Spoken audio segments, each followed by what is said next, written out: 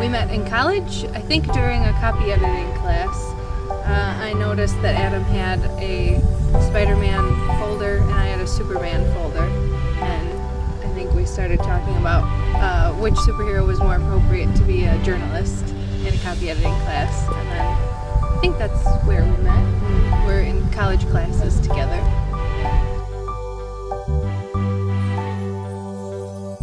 Superman makes more sense because he's actually a journalist who writes newspaper stories, and Spider-Man is Peter Parker and he is just a photographer.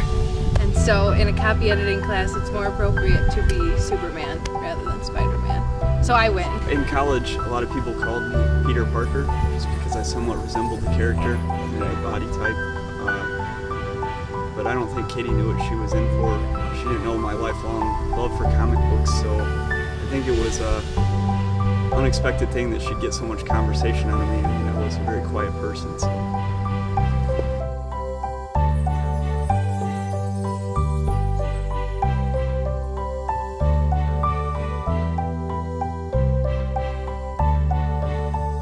First date, it took a while to convince her to go on a first date with me, but when we did, we drove to Champaign, Illinois. We went out to dinner, and we came back and we watched a movie, Walk the Line, and it was a very low-key night, but after months of trying to get her to go on a date with me, it was very satisfying.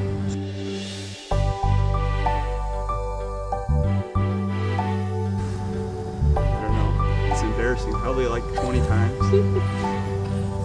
I was pretty tenacious about getting her to go on a date with me without it being a stalkerish type of thing. I knew she had to be somewhat interested, but she just, there was always something else going on.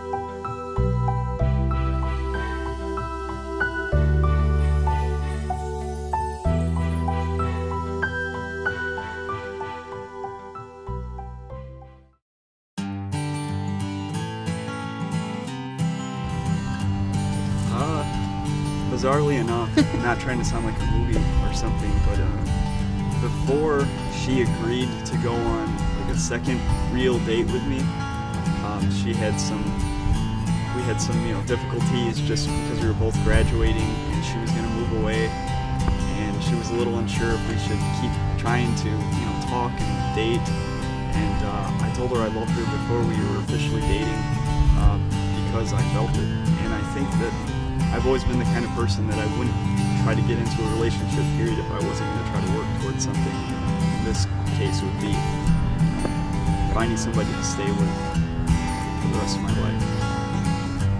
I think that I knew when we were about maybe six months, maybe 4 months into dating, and I was living in Jacksonville, Illinois for my first job, and Adam would drive every single weekend 2 hours each way to come and visit me and spend all weekend with me, and we used to meet at this mall in Springfield, and I was sitting waiting for him.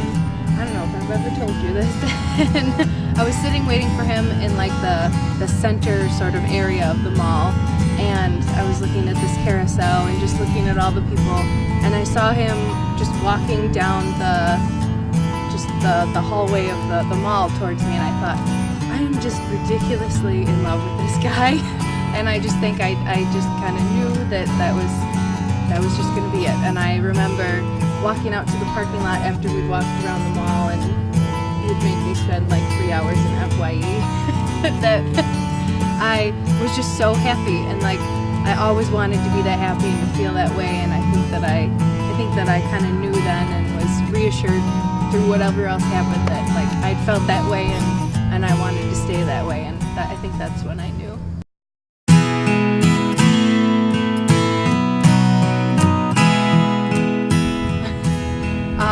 When Adam proposed, I was very surprised. I knew something was up because I was working a night shift at the newspaper, and he had come to see me on my lunch break, which was really a dinner break.